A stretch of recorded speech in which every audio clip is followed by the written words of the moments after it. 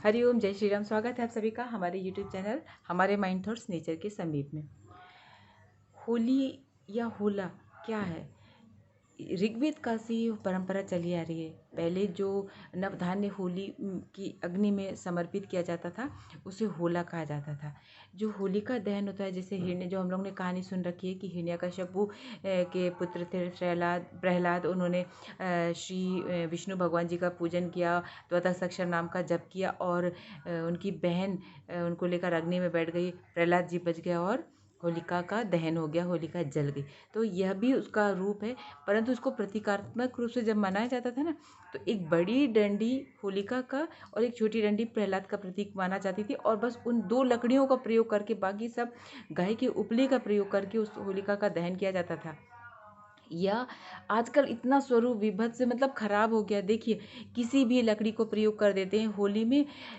यज्ञ या अग्नि में कोई लकड़ी जलानी भी है कि नहीं, ऐसा जो हमारे वर्णित है बिल्कुल, जैसे बांस को बिल्कुल प्रयोग वर्जित है। यूकेलिप्टस, पीपल, बरगद, इनका प्रयोग वर्जित है। लेकिन कुछ लोग टूटे फर्नीचर, टायर, जाने क्या क्या, मतलब उस अग्नि में जो जो शुद्ध है, जो पवित्र अग्नि बोलते हैं उसको, उसमें हम इतना ख़राब चीज़ों को डाल देंगे तो फिर वो पॉजिटिव रिजल्ट कैसे देगी? क्योंकि जब ये ऋग्वेद काल में जब ये होली होली मनाया जाता था, जिसमें नवधान्य अर्पित किया जाता था, इसे होला कहा जाता था और सारे नवधान्यों को अर्पित कर दिया जाता था। ये आप अपने घर पे भी कर सकते हैं। घर पे यज्ञ हवन कुंड बनाकर और उसमें अग्नि प्रज्वलित करें। और जो गाय के उपले ना, उनसे छोटे छोटे, हम अपनी माँ को, अपनी दादी जी को देखते थे कि छोटे छोटे गाय के उपले बना के उनके बीच में से छेद कर देते थे और उसे एक सुतली बनाकर बांध दिया जाता था।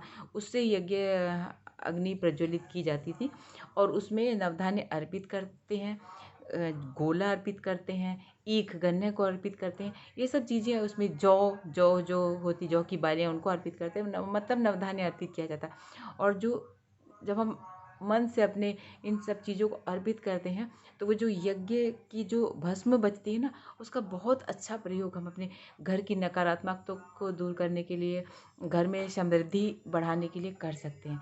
लेकिन आज उस यज्ञ या हवन को, उसको बिल्कुल एक मुहूर्त में ही किया जाना चाहिए। जो होलिका दहन का मुहूर्त होता है उस मुहूर्त में किया जाना चाहिए, क्योंकि मुहूर्त के पहले पश्चात कभी, क्योंकि बदरा लग जाने से ये कार्य नहीं किया जा सकता, प्रतिपदा तिथि में नहीं किया जा सकता। तो इसलिए होलिका दहन कुछ लोग अपनी मर्जी से कभी भी करते हैं, तो उस भस्म का फिर वो प्रयोग नहीं मिलेगा। अगर आप उस अग्नि में कोई भी, जैसे मोहल्ले के लोग मिलकर एक होलिका बनाते हैं और उनमें जलाते हैं, तो उसमें लोग कुछ भी आजकल तो लोग पॉलीथीन डाल देते हैं। घी डालने के पॉलीथीन में, यदि घी है तो घी, दूध है तो वो पॉलीथीन सहित डाल देंगे। मतलब आप पॉलीथीन डाल रहे हैं, कितना उस पवित्र अग्नि को खराब कर रहे हैं। कुछ लोग होलिका को चूड़ी आदि श्रृंगार सामग्री अर्पित करते हैं, उस होलिका को जिसने भगवान के भक्त प्रहलाद को जलाने का प्रयत्न किया। क्या ये तर्क संगत है? क्या उन्हें ये सामग्री अर्पित करनी चाहिए? तो इस तरह का उनका पूजन कहीं वर्णित नहीं है, तो नहीं करना चाहिए। तो ऐसी सारी चीज़ों से बचकर जो एक शुद्ध अग्नि प्रज्वलित होती है और उसके बाद जो भस्म बचती है, उस भस्म का हम बहुत अच्छा प्रयोग कर सकते हैं। इसके समय में जो लोग किसी लत शराब और ये भांग आदि का प्रयोग करते हैं, ये भी हमारे कई शास्त्रों में नहीं लिखा गया है। तो इस तरह का प्रयोग भी बिल्कुल बहुत मर्यादित आचरण के साथ होली का त्यौहार मनाया जाना चाहिए। 800-900 वर्ष के करीब लगभग ये रंगों का प्रयोग प्रारंभ हुआ। उसके पहले रंगों का प्रयोग भी होली में नहीं। हाँ, होली की परंपरा ऋग्वेद काल से थी, परंतु रंगों का प्रयोग तब से प्रारंभ नहीं किया गया था। तो हमें होली बहुत उल्लास है। जब मन खुश होता है तो नृत्य होता है, गीत निकलते हैं, भगवत भक्ति में हम डूब जाते हैं, भगवान से एकाकार होता है। लेकिन उसमें हुड़दंग नहीं होता, हर्षोल्लास होता है। हर्षोल्लास होना चाहिए उसमें, सबको समानता मिलनी चाहिए, सबका सम्मान होना चाहिए। ऐसा नहीं होना चाहिए कि होली में कोई स्त्री दुबक के अंदर छुपी रहे, कोई बदला निकालने की भावना उसमें आए।